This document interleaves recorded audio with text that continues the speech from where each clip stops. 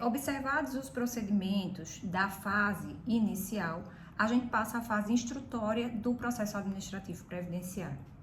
E nessa fase instrutória, alguns pontos precisam ser destacados. Primeiro, será que eu preciso, quando eu vou protocolar o meu requerimento, será que eu preciso autenticar os documentos?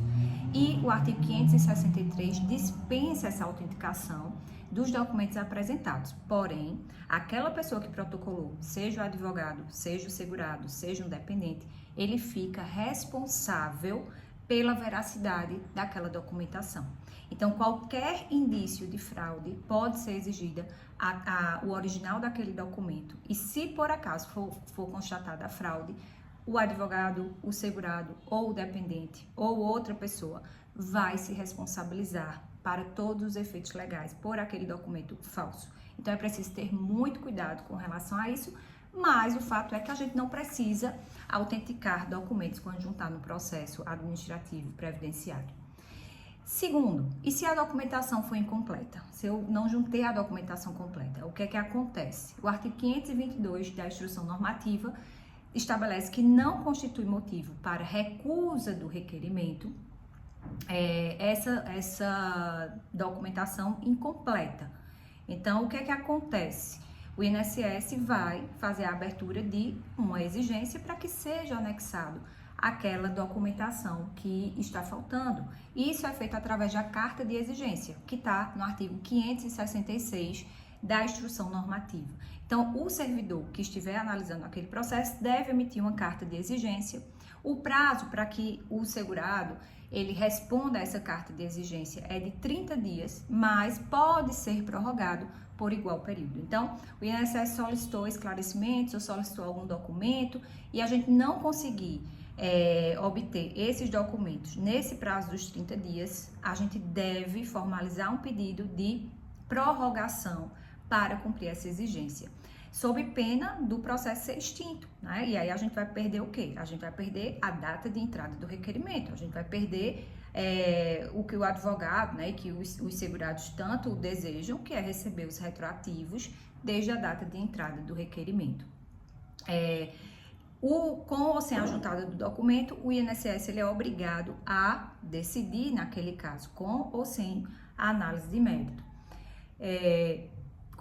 Esse cuidado que eu destaquei para vocês com a data de entrada do requerimento é por conta do que está previsto, né? Não apenas, isso aí já é uma questão que a gente discute no processo judicial, que a gente enfrenta no processo judicial e a gente vai ver mais adiante, mas já aqui no processo administrativo, no artigo 566, no parágrafo 7º, ele traz que, na hipótese de apresentação extemporânea da documentação disposta no parágrafo 6º, os efeitos financeiros serão fixados na data da apresentação desta documentação. Parágrafo 8º. Para efeito disposto no parágrafo 7º, considera-se a apresentação extemporânea aquela efetuada após a decisão do INSS em sede de requerimento de revisão ou de recurso. Resumindo, tá? A gente deu entrada no processo. Eu devo instruir o meu processo de forma correta, de forma a apresentar toda a documentação na data de entrada do requerimento. Contudo, pode ser que essa documentação esteja incompleta. O que é que vai acontecer? O servidor do INSS vai abrir uma exigência. Aberta essa exigência, eu tenho um prazo de 30 dias para cumprir a exigência, posso prorrogar por mais 30 mediante requerimento. Eu preciso requerer essa prorrogação. Vamos supor que não juntou aquela documentação e aí o processo ele é extinto e o pedido ele é indeferido. A partir da decisão do INSS, você tem a possibilidade de fazer um pedido de revisão ao próprio INSS ou entrar com um recurso perante o Conselho de Recursos da Previdência Social. Então, vamos supor que você só juntou aquela documentação que estava faltando na fase revisional ou na fase recursal, ou seja, depois da decisão do INSS. Se aquele segurado tinha direito e que estava pendente de comprovação por essa documentação, provavelmente vai ser aplicada essa alteração da data de entrada do requerimento, ou seja, Os efeitos financeiros só vão ocorrer a partir da data que você juntou esse documento.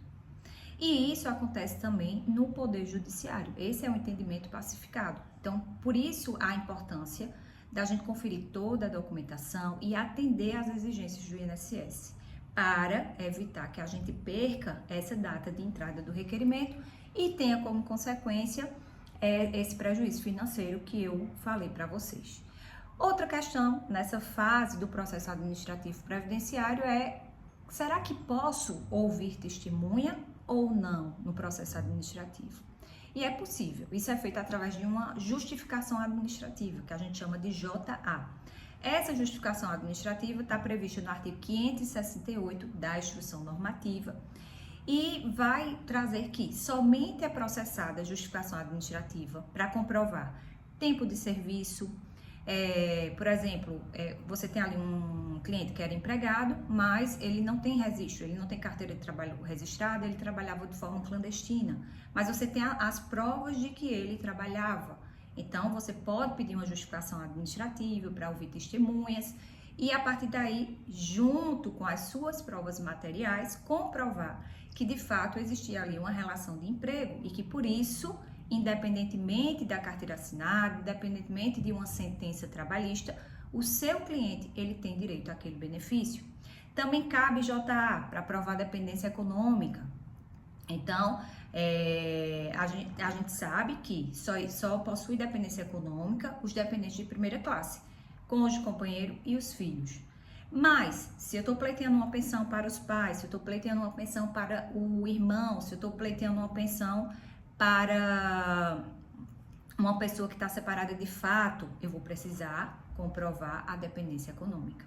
Então, além das provas materiais, eu também posso fazer a oitiva de testemunhas através da JA. Outra hipótese para comprovar a união estável. A gente não precisa ingressar com ação judicial de reconhecimento de união estável para só depois entrar com pedido de pensão por morte para um companheiro ou uma companheira. Isso pode ser feito, pessoal, no próprio processo administrativo, juntando as provas materiais. Então, se houver a necessidade da oitiva de testemunhas, também é cabível a justificação administrativa. Também para provar atividade especial, exposição, atividades que o trabalhador exerceu exposto a agentes nocivos à saúde. Exclusão de dependentes, também cabe JA. Ou outra relação não passível de comprovação por meio de registro público, tá? E no parágrafo 1º do artigo 568, ele traz que não será admitida JA para a prova, se a prova for exclusivamente testemunhal, ou seja, não cabe justificação administrativa se eu só tenho prova testemunhal. Eu não tenho nenhuma prova material contemporânea dos fatos. Ou seja, eu quero fazer um requerimento exclusivamente, por exemplo, eu quero provar uma união estável, mas eu não tenho absolutamente nenhum documento, eu só tenho uma testemunha. Então, esse parágrafo primeiro diz que não é cabível a justificação administrativa. E quando o fato a comprovar exigir registro público, por exemplo, um casamento, a idade de alguém, o óbito de alguém, então isso aí é feito por registros públicos, então não cabe a justificação administrativa. Atenção para essa parte de que a JA não admite prova exclusivamente testemunhal.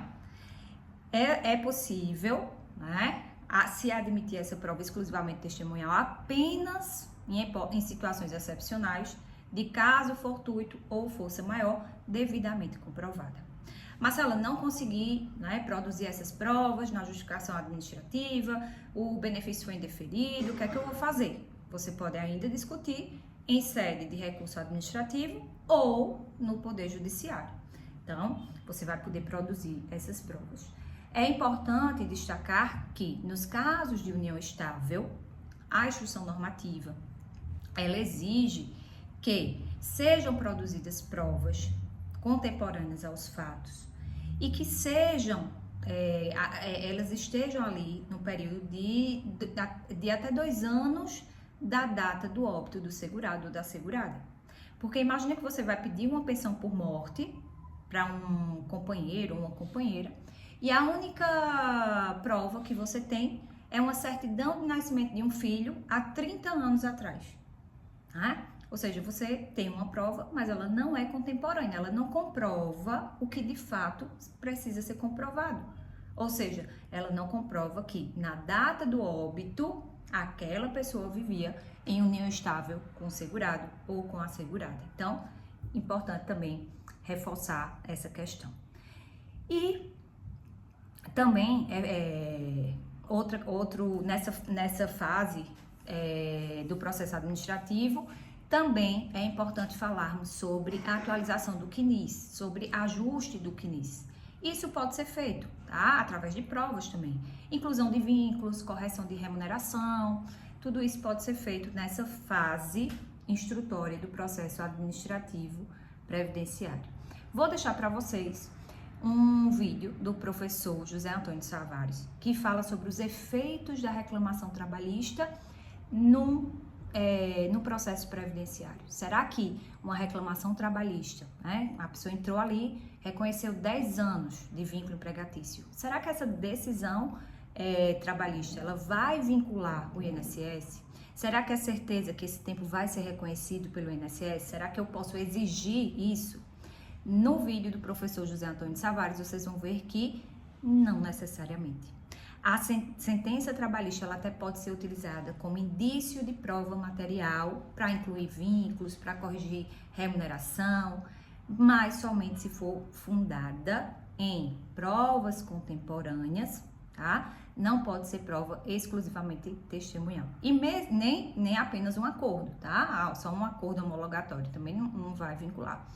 Mas mesmo que a sentença tenha sido fundamentada em prova contemporânea, ainda assim não vai vincular o INSS. Por quê? Porque o INSS não foi parte desse processo. Mas pode servir como um indício de prova para que você consiga uma correção no CNIS do seu cliente. Então, vou deixar o vídeo para que vocês assistam e a gente se encontra na próxima aula.